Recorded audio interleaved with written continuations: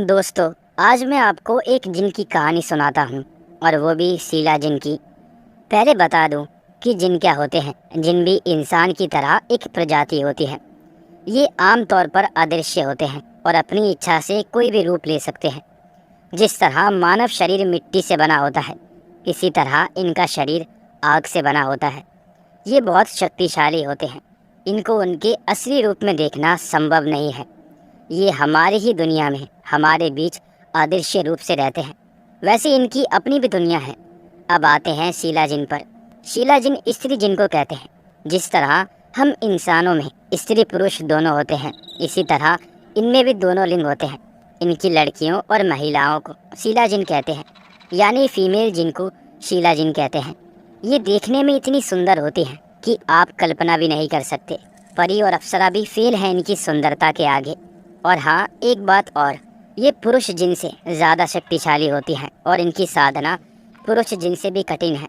जिन इंसानों के शरीर में प्रवेश भी कर सकते हैं, उनसे मोहब्बत भी करते हैं, उनसे शादी भी करते हैं और उनसे नफरत भी करते हैं यदि इंसान जाने अनजाने में कुछ बुरा कर दे। लेकिन ये सभी रिश्ते बहुत रेयर होते हैं और इनमें राजदारी शर्तें होती हैं। जिन भी इंसानों की तरह अच्छे और बुरे होते हैं।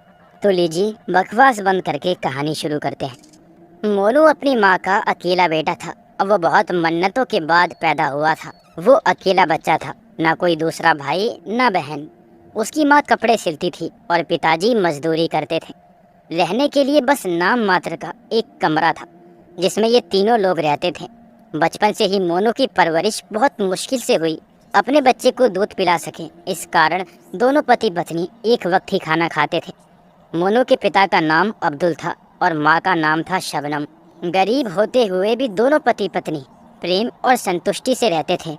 बचपन से ही गरीब होने के कारण मोनू के साथ कोई दोस्ती नहीं करता था। उसके पास कोई खिलौना भी नहीं था। कुछ मिट्टी के खिलौने थे जो उसके पिता ने मेले से दिलवाए थे। मोनू के साथ के बच्चे अपने खिलौने से मोनू को चिढ़ाया करते थे। वो कहते, देखो मेरे पापा मेरे लिए मोटर कार लाए हैं, ये देखो ये भालू, चाबी भर दो तो नाचने लगता है। कोई कहता, देखो मेरे नए कपड़े कितने सुंदर हैं। सब बच्चों की बात सुनकर मोनू अपनी माँ से कहता, माँ पापा मेरे लिए खिलौने क्यों नहीं लाते, नए कपड़े क्यों नहीं लाते। उसकी माँ उसको समझाते हुए कहती, लाएंगे बेटा, ज़रूर लाएंगे। उन्होंने अल्लाह से कह दिया है, वो ज़रूर भिजवा देंगे जल्दी ही। मोनू को तसल्ली हो जाती। वो आकाश की ओर मुँह करके कहता, अल्लाह आप जल्दी भेज दो ना मेरा सामान मेरे पिताजी के पास। उसकी माँ उसकी हालत देखकर रोने लगती, लेकिन अपने आंसू छुपा लेती अपने बेटे के सामने। गरीबी के कारण मोनू का साथ सब दोस्तों ने छोड़ दिया था। मोनू एक छोटे शहर में रहने वाला आम बच्चा था। पहले सरकारी स्कूल और मदरसे में उसकी शिक्षा हुई। फिर उसके माता पिता ने कर्ज लेकर उसका दाखिला एक छोटे स्कूल में करवा दिया, जहाँ से उसने 12वीं तक पढ़ाई की। मोनू के माता पिता को रात दिन मोनू की चिंता रहती। कर्ज लेने के कारण उनकी आर्थिक स्थिति बहुत खराब हो गई थी। मोनू स्कूल जाता और स्कूल से सीधा घर आता। गरीबी के कारण उसके मन में हीन भावना सदा रहती। उसके कारण वो किसी से ज़्यादा बात नहीं करता था। वो बहुत खोया खोया सा रहता था। मोनू दरमियाने कद काठी वाला, बहुत गोरा और दुबला पतला लड़का था। वो अपने माता पिता और खुद को गरीबी से लड़ते हुए देखकर बहुत उदास रहता था। अब वो भी बड़ा हो गया था, इसीलिए अब उसको भी समझ आने लगा था। अब ये कहने से कि अल्लाह आपका सारा सामान भेज देंगे, उसका दिल नहीं बहला सकते थे। अब मोनू को भी लगने लगा कि अब वक्त आ गया है कि वो भी अपने माता पिता के लिए कुछ करे, क्योंकि सख्त मेहनत और बढ़ती उम्र और खाने की कमी ने दोनों के शरीर को तोड़कर रख दिया था। हाड़ मांस का ढांचा रह गए थे दोनों। उसको बचपन से ही पेड़ पौधों का बहुत शौक था और बहुत पहचान थी। उसको किसी ने कहा कि माली की नौकरी करोगे, तो उसने सोचा चलो कुछ तो फायदा होगा। उसने हाँ कर दी। उसको वहाँ पास ही एक हवेली में माली का काम मिल गया। पहले तो घर वालों ने मना किया, लेकिन फिर अपने हालात देखते हुए हाँ कर दी। अब मोनू रोज सुबह हवेली के बगीचे में जाता और वहाँ पौधों की देखभाल करता। मोनू मेहनती तो था ही, साथ ही उसको पौधों की अच्छी पहचान भी थी। थोड़े समय में उसने बगीचे को बहुत सुंदर बना दिया था। लोग दूर दूर से उस बगीचे को देखने आने लगे। उस बगीचे की और हवेली की मालिक एक बूढ़ी औरत थी और उसका पति था। हवेली में बस यही दोनों लोग रहते थे। मोनू में एक और बात बहुत अहम थी। वो सीधा साधा तो था ही, भले ही वो बड़ा हो गया था और उसके शरीर में अब जवानी में होने वाले परिवर्तन होने लगे थे, लेकिन उसका इस ओर कभी ध्यान नहीं गया। कुछ लगता भी तो ये सोचता कि पाप है, छी, और अपना ध्यान बांटने की कोशिश करता। अब उस बाग में बाहर के लोगों ने भी घूमना आना शुरू कर दिया था और लोगों के अलावा दो लड़कियां वहां रोज सुबह आती थी। वो बाग में टहलती, हंसी मजाक करती और खूब खेलती। मोनू उनको देखकर बहुत खुश होता। उन लोगों ने भी मोनू से बात करना शुरू कर दिया था। दिन यूं ही गुजरने लगे। मोनू उनसे बात करने में बहुत शर्माता था। वो लड़कियां उसको कभी कभी तंग भी करती।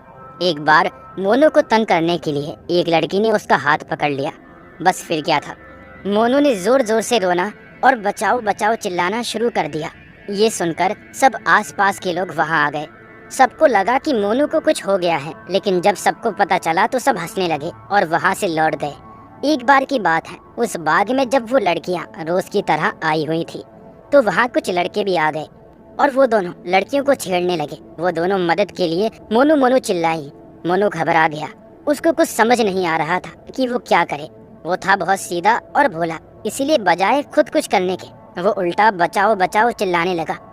लेकिन लोगों को लगा शायद आज भी मोनू को लड़कियां तंग कर रही हैं, इसीलिए ना तो मालिक और ना ही कोई और बचाने के लिए आया। लड़कों ने दोनों लड़कियों को एक साथ बांध दिया और बलात्कार की तैयारियां करने लगे। एक ने बहुत लंबा चाकू निकालकर मोनू के गले पर रखते हुए कहा, अगर तू कुछ बोला या हमको रोका तो तू खल्लास। इतना कहना था कि मोनू बुरी तरह से कांपने लगा। तभी लड़कियां मोनू से बोली, लानत है तुम्हारे मर्द होने पर, तुम तो औरत से भी बदतर हो, डूब मरो चुल्लू भर पानी में। अब मोनू और जोर जोर से रोने लगा। तभी वहाँ कुछ ऐसा हुआ कि सब देखते रह गए। हुआ ये कि वहाँ एक तीसरी लड़की भी आ गई। उसने आते ही वहाँ जो लड़के बलात्कार का प्रयास कर रहे थे उनको कपड़ों की तरह पटक पटक कर धोया और लेडी सिंघम की तरह उन लड़कों की चटनी बना दी। लड़के जैसे तैसे जान बचाकर भागे। उनके कपड़े फट चुके थे, किसी के मुंह से खून निकल रहा था, किसी की टांगें टूट गई थी। लड़कों का ऐसा हाल देख के वो दोनों लड़कियों को बहुत मजा आया और हंसी आई।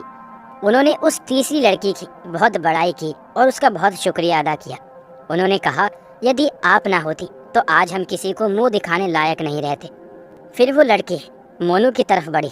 मोनू डर के मारे कांपने लगा। उसको लगा कि ये लड़की उसको भी बलात्कारी समझ रही है और अब उसको भी मारेगी। उसको अपनी ओर आता देखकर मोनू जोर जोर से चिल्लाने लगा, मैंने कुछ नहीं किया, मुझको मत मारना, मैं तो बस यहाँ माली हूँ, तुम कहोगी तो मैं यहाँ कभी नहीं आऊँगा, मैं जा रहा हूँ। उसकी बात सुनकर वो लड़की जोर से हंसी और बोली, इधर आओ लड़के, मैं तुमको नहीं मारूंगी क्योंकि मैं जानती हूँ तुम निर्दोष हो, लेकिन तुमने एक गलती की है कि तुमने खुद को कमज़ोर समझा। जो काम मैंने किया वो काम तुम भी कर सकते हो। मोनू उसकी बातें सुनकर एकदम हक्का बक्का रह गया। उसने कभी इतनी मीठी आवाज़ नहीं सुनी थी और ना ही इतनी सुंदर लड़की कभी देखी थी। सुनहरे बाल जो कमर को छू रहे थे, दूध सा गोरा रंग, गुलाबी गाल, गुलाब के पंखड़ी जैसे नाजुक होठ, नीली आंखें और बहुत छोटी सी गुलाबी शर्ट और स्कर्ट में वो किसी और दुनिया की लग रही थी। उसकी आवाज़ इतनी मीठी थी जैसे कोयल बोल रही हो। बड़े से बड़ी मॉडल और फिल्म नायिका भी उसके आगे कुछ नहीं थी। कुछ देर तक दोनों एक दूसरे को देखते रहे। फिर वो लड़की बोली, अब देखते ही रहोगी मुझको, अपना नाम तो बता दो। मोनू जैसे किसी सपने से जाग गया और बोला, हाँ, मेरा नाम मोनू है। सिर्फ नाम बताने में मोनू इतना घबरा रहा था और शर्मा रहा था जैसे आईएएस का इंटरव्यू दे रहा हो। उसके बाद तीनों लड़कियां वहां से चली गईं, मगर मोनू को आज बहुत अजीब सा लग रहा था। ये पहली बार था जब किसी लड़की ने उसे इतने पास आकर बात करी थी। आज उसके शरीर में ऐसी गुदगुदी थी जो पहले कभी नहीं हुई थी। बार बार उसको उस लड़की का चेहरा याद आ रहा था, उसका लड़ने का अंदाज याद आ रहा था। मोनू इस बात से उदास था कि वो लड़की क्यों चली गई। कुछ देर और रुक जाती, कुछ और बात करती मुझसे। उसने घर जाकर सारी बात अपने माता पिता को बताई। दोनों को बहुत हैरानी हुई। दोनों ने यही कहा कि चलो अच्छा हुआ दोनों लड़कियां बच गईं।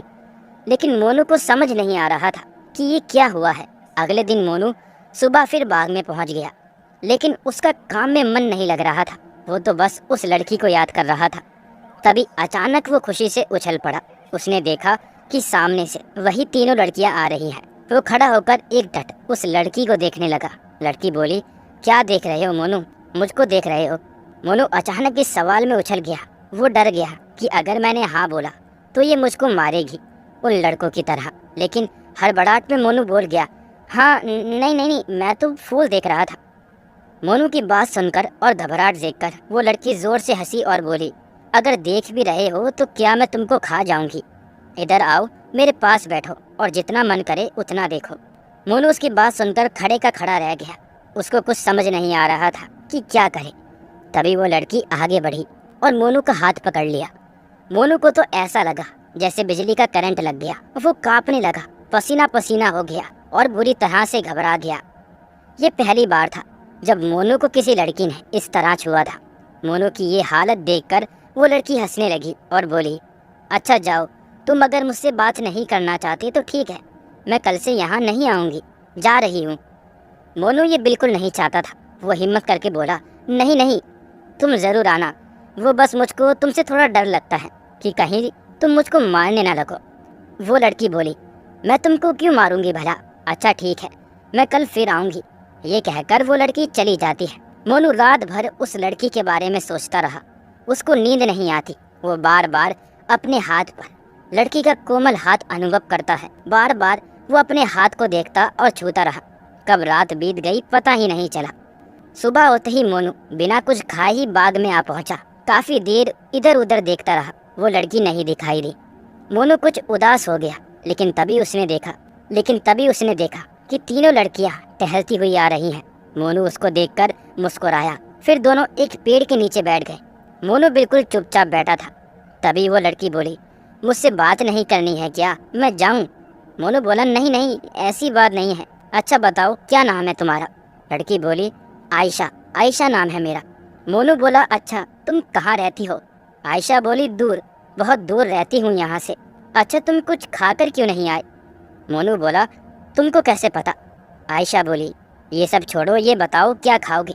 मोनू बोला, कुछ नहीं, जो घर में बना होगा खा लूँगा। आयशा बोली, अच्छा तुमको खाने में क्या पसंद है? मोनू बोला, सीख के कबाब। आयशा बोली, अरे कमाल है, आज मैंने यही तो बनाया है, लो खाओ और बताओ कैसे बने हैं। ये कहकर आयशा ने अपने बैग में से एक बड़ा बर्तन निकाला जिसमें लगभग 20 कबाब होंगे, एकदम गरम और ताज़ा। उसने बर्तन मोनू की ओर बढ़ा दिया और कहा, जितना मर्जी खा लो और जो बचे घर ले जाना। मोनू की खुशी का ठिकाना ना रहा। भरपेट कबाब खाने के बाद मोनू बोला, इतने शानदार कबाब आज तक कभी नहीं खाए। आयशा बोली, ये सब तुम रख लो, घर वालों को खिलाना। अब मैं चलती हूँ, कल मिलते हैं। आज की मुलाकात में मोनू बहुत खुश था। उसको आयशा की मीठी आवाज़ और खाना बहुत पसंद आया था। घर वालों ने जब कबाब खाया हक्का बक्का रह गए। उनको यकीन ही नहीं हो रहा था इतने स्वादिष्ट कबाब भी हो सकते हैं। ऐसा लग रहा था जैसे वो खाना किसी और दुनिया से आया हो। अब आयशा और मोनू रोज़ मिलने लगे। आयशा मोनू के लिए नए कपड़े लाई, रोज़ नई नई चीज़ें खाने के लिए लाती। धीरे धीरे मोनू ने अपने घर परिवार और गरीबी के बारे में बताया। ये सब सुनकर आयशा ने कहा, तुम फिक्र मत करो, मैं हूं ना तुम्हारे साथ। ये कहकर आयशा ने मोनू को 2-2 हज़ार के नई नोट की गड्डियाँ दी, जो कि 2 लाख थे, और कहा, अब तुम अपनी ज़िंदगी आराम से जीना शुरू करो। मोनू ने कहा, मैं तो तुमको जानता भी नहीं, मैं तुमसे पैसे कैसे ले लूँ? आयशा बोलती है, ये समझ लो मैं तुम्हारी दोस्त हूँ, और हाँ, इन पैसों के बारे में किसी को मत बताना, ना ही अपने घर वालों को और ना ही किसी दोस्त को। अब मैं चलती हूँ। ये कहकर आयशा चली गई। मोनू पैसे लेकर जल्दी से घर पहुंच गया और पैसे गद्दे के नीचे छुपा कर रख दिए। मोनू अब घर पर रोज नई नई चीजें लाने लगा, कभी खाना, कभी कपड़े। एक दिन मोनू की माँ ने पूछा, बेटा काफी दिन से देख रही हूँ तुम काफी पैसा खर्च कर रहे हो, ये पैसा कहाँ से आया? मोनू बोला, माँ, बाग के मालिक ने मेरी पगार बढ़ा दी है, बस वही पैसा है। हालांकि माँ को उसकी बातों पर विश्वास नहीं हुआ, लेकिन फिर पैसा आता देखकर वो कुछ नहीं बोली। उधर मोनू और आयशा रोज मिलते, खूब हंसते बोलते। इधर एक बात और हुई। आयशा अब बात करते करते अजीब अजीब हरकतें करने लगी। कभी मोनू की जांघों पर हाथ फेरती, कभी उसके बालों में उंगलियां डालकर उसके सर पर हाथ फेरती रहती, कभी अपना मुंह मोनू की छाती पर रख देती। मोनू को ये सब बहुत अजीब लगता। मोनू घबरा जाता, उसका जिस्म सिहर जाता था, लेकिन कुछ कह नहीं पाता था क्योंकि आयशा उसकी हर इच्छा पूरी करती। एक दिन तो हद हो गई। आयशा ने मोनू को ज़मीन पर लिटाया, अपनी टी शर्ट उतारी और मोनू के ऊपर लेट गई। मोनू चिल्लाया, ये क्या कर रही हो आयशा? मुझे बहुत अजीब लग रहा है, मेरा कलेजा मुंह को आ रहा है। मुझे छोड़ दो, जाने दो। आयशा बोली, कुछ नहीं कर रही मोनू, तुम डरो मत, मैं वही कर रही हूँ जो एक लड़की एक लड़के के साथ करती है। मोनू आयशा को एक और धक्का देता है और पसीने में डूबा हुआ बुरी तरह घर की तरफ भागता है। आयशा चिल्लाती है कि रुको रुको, लेकिन वो नहीं रुकता। वो घर जाकर एक तरफ बैठ जाता है। घर वाले पूछते हैं कि तुम इतना परेशान क्यों हो, लेकिन वो किसी को कुछ नहीं बताता। मोनू को रात भर नींद नहीं आती। दिन में आज जो हुआ वह उसके मन में अजीब से एहसास पैदा कर रहा था। उसके शरीर में गुदगुदी हो रही थी। उसको भी अब इस खेल में मजा आ रहा था। बार बार उसको लगता कि आयशा उसके ऊपर लेटी है। अगले दिन मोनू बाग में नहीं गया, घर पर ही रहा। उसके माता पिता को किसी काम से जाना था और वो अगले दिन वापस आने वाले थे। बहन भी उनके साथ गई थी। मोनू को भी जाना था, लेकिन वो उतना परेशान था कि गया नहीं। माता पिता के जाने के 1 घंटे बाद किसी ने दरवाज़ा खटखटाया। मोनू बैठा आयशा के बारे में सोच रहा था कि आज वो बाग में आई होगी या नहीं, और कल अगर आयशा ने ऐसा कुछ किया तो क्या। हाँ, मज़ा तो आएगा ही। मोनू ने दरवाज़ा खोला तो डर गया। देखा तो दरवाजे पर आयशा खड़ी थी। आयशा बोली, आज बाग में क्यों नहीं आए? मोनू बोला, मैं नहीं आऊँगा वहाँ। तुम गंदी लड़की हो, तुम मुझको छूती हो तो मुझको डर लगता है। ऐसा लगता है जैसे मुझको कुछ हो जाएगा। आयशा बोली, अरे लड़के तो खुद चाहते हैं कि लड़कियां उनको छुएं और तुम डर रहे हो। मोनू बोला, वो गंदे लड़के होते हैं, मैं गंदा लड़का नहीं हूँ। मेरी अम्मी मुझको शहजादा कहती हैं। अम्मी कहती हैं लड़कियों से बात नहीं करते। आयशा बोली, अच्छा एक बात बताओ, कल जो हुआ तुमको उसमें मज़ा नहीं आया क्या? मोनू सोच में पड़ गया। ये बात तो सही थी कि उसको भी एक अलग एहसास हुआ था, लेकिन क्योंकि उसके घर वालों ने सेक्स के बारे में, या यूँ कहूँ कि युवा अवस्था में होने वाले कार्य के बारे में उसको नहीं बताया था और इस तरह की चीज़ों को पाप बताया था, इसीलिए भावना होते होते भी मोनू डरता था। इसीलिए इस सवाल पर मोनू खामोश हो गया। लेकिन सच तो ये था कि मोनू को भी अब आयशा की ओर एक अजीब सा खिंचाव अनुभव होने लगा था, एक अनजाना खिंचाव। फिर आयशा ने कहा, चलो बाग में चलते हैं, मैं तुम्हारे लिए कुछ बना कर लाई हूँ। मोनू कहा, नहीं, मैं तुम्हारे साथ नहीं जाऊँगा। तुम मुझको छुओगी और मुझको पाप लगेगा, तुम गंदी लड़की हो। आयशा बोली, अच्छा मोनू, ऐसी बात है तो मैं तुमको बिल्कुल हाथ नहीं लगाऊंगी। चलो हम आज कहीं घूमने चलते हैं। मोनू बोला, नहीं नहीं, मुझको नहीं जाना तुम्हारे साथ। आयशा बोली, अच्छा तुम अपनी दोस्त की बात नहीं मानोगे तो ठीक है, मैं अब तुमसे मिलने नहीं आऊँगी। ये सुनकर मोनू उदास हो गया। फिर बोला, अच्छा ठीक है, चलता हूँ, लेकिन तुम मेरे साथ कुछ करोगी तो नहीं, मुझे तंग तो नहीं करोगी? आयशा बोली, हाँ पक्का बाबा, कुछ नहीं करूँगी। आज हम कहीं दूर घूमने जाएंगे। मोनू बोला, अच्छा लेकिन पहले तुमको मेरी अम्मी से इजाज़त लेनी होगी। आयशा बोली, हाँ बिल्कुल, मिलवा दो सबसे। मोनू अंदर गया और अपनी अम्मी, अब्बू और बहन को बुला लाया। कहा कि मेरी दोस्त आई है, सब मिल लो। सब लोग उसकी खूबसूरती को देखकर दंग रह गए। उसकी अम्मी ने पूछा, तुम कहाँ रहती हो बेटी? आयशा ने कहा, इसी शहर में रहती हूँ। उसकी अम्मी ने कहा, तुम्हारे माँ बाप क्या करते हैं? आयशा ने कहा, उनका अपना काम है, इत्र बेचते हैं। ये कहकर आयशा ने अपने बैग से 4-5 इत्र की बोतल निकाली और सबको एक एक दे दी। इस इत्र में ऐसी महक थी जो ना कभी किसी ने सूंघी और ना ऐसा इत्र किसी ने देखा था। फिर उसने मोनू की अम्मी से सवाल किया, अगर आपकी इजाज़त हो तो मैं मोनू को घुमाने ले जाऊं अपने साथ, शाम तक आ जाएंगे हम लोग। आयशा की बात में कुछ ऐसा असर था कि कोई भी मना नहीं कर सका। एक अनजान लड़की के साथ एक भोले लड़के को बेचते हुए मोनू और आयशा घर से बाहर निकले। मोनू बोला, हम कहाँ जाएंगे घूमने? आयशा बोली, जहाँ तुम कहो। मोनू बोला, मुझको नहीं पता कि कौन सी जगह अच्छी है। आयशा बोली, तो ठीक है, मैं तुमको एक ऐसी जगह ले चलती हूँ, अपनी आंखें बंद करो। मोनू बोला, क्यों, आंखें बंद करके क्या होगा? आयशा बोली, कुछ नहीं, तुमको सरप्राइज देना है। मोनू बोला, अच्छा लेकिन देखो मुझे छूना मत। आयशा बोलती है, हाँ बाबा, अब जल्दी से आंखें बंद करो। मोनू आंखें बंद कर लेता है और 1 सेकंड बाद ही आयशा कहती है, अपनी आंखें खोलो। जैसे ही मोनू आंखें खोलता है वो घबरा जाता है। वो खुद को बादलों पर खड़ा पाता है। उसके सामने एक हरा भरा मैदान होता है, हर तरफ एक बहुत अच्छी खुशबू और पंछियों की मधुर आवाज़, एकदम शांत वातावरण, ना अंधेरा ना उजाला। मोनू घबरा जाता है, वो डर जाता है। मोनू लगभग रोते हुए कहता है, यहाँ मैं कैसे आया, ये कौन सी जगह है? आयशा बोलती है, तुम घबराओ मत, तुमको मैं यहाँ लाई हूँ, ये मेरी दुनिया है। मोनू बोलता है, तुम्हारी दुनिया, क्या मतलब? मुझको कुछ समझ नहीं आ रहा। आयशा बोलती है, सुनो मोनू, मैं इंसान नहीं बल्कि एक सीला हूँ, यानी जिन हूँ। मुझको तुमसे प्यार हो गया है, और मैं तुमको पाना चाहती हूँ। तुमको ज़िंदगी का और जवानी का वो स्वाद चखाना चाहती हूँ जिससे आज तक तुम्हारे घर वालों ने तुमको मुझसे दूर रखा है। इस वक्त तुम मेरी यानी जिनों की दुनिया में हो, जो तुम्हारी दुनिया से कई लाख किलोमीटर ऊपर आकाश में बादलों के ऊपर है, और जहाँ हमारी मर्जी के बिना कोई इंसान नहीं आ सकता। हम सब आग से बने हैं। अगर कोई भी किसी तरह यहाँ आया तो जलकर राख हो जाएगा। तुम बिल्कुल मत घबराओ, तुमको यहाँ कोई परेशानी नहीं होगी। मैं हर वक्त तुम्हारे साथ रहूंगी।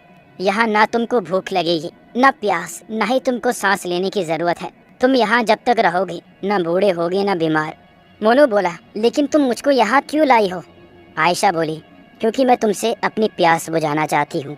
तुम्हारे बदन में खुद को छुपा लेना चाहती हूँ। तुम्हारे जिस्म की इस मर्दाना खुशबू में खो जाना चाहती हूँ। मैंने सुना है कि शारीरिक संबंध बनाने में जो मज़ा इंसानों के साथ है वह किसी जिन के साथ नहीं, और आज तुम मुझको वो मज़ा दोगे। बदले में मैं तुमको इतनी दौलत और जादुई शक्तियाँ दूंगी कि तुम जो चाहोगे वही होगा, और तुम जब चाहोगे हमारी दुनिया में आ जा सकोगे। यहाँ और भी सुंदर लड़कियाँ यानी जिन हैं, तुम चाहोगे तो उनसे भी संबंध बना लेना। मोनू बोला, शारीरिक संबंध क्या होता है? आयशा बोली, अभी बताती हूँ। तुम कपड़े उतारो और यहाँ लेट जाओ, बस जैसे जैसे मैं कहूँ करते जाना। मोनू बोला, छी छी, ये गंदी बात होती है, मैं नहीं उतारूंगा कपड़े। आयशा बोली, देखो अगर तुम मेरी बात नहीं मानोगे तो तुम अपनी दुनिया में अपने अम्मी अब्बू के पास कभी नहीं जा सकोगे। देखो डरो मत, बहुत मजा आएगा। ये सुनकर मोनू रोने लगा और अपने कपड़े उतारने लगा। कपड़े उतारते ही आयशा मोनू पर टूट पड़ी। उसने मोनू को ताबड़तोड़ चूमना शुरू कर दिया। मोनू डर और अजीब सी भावना के कारण पूरा पसीने में नहा गया। कुछ देर बाद मोनू का गुप्तंग अब आयशा की वासना मिटाने के लिए तैयार था। आयशा ने भी तुरंत अपना कार्यक्रम कर लिया। उसके बाद दोनों थक कर वहीं बादलों पर लेट गए। मोनू को नींद आ गई क्योंकि उसका ये पहली बार था। कुछ देर बाद उसकी आँख खुली तो देखा आयशा पास खड़ी है। आयशा बोली, मज़ा आया ना मोनू?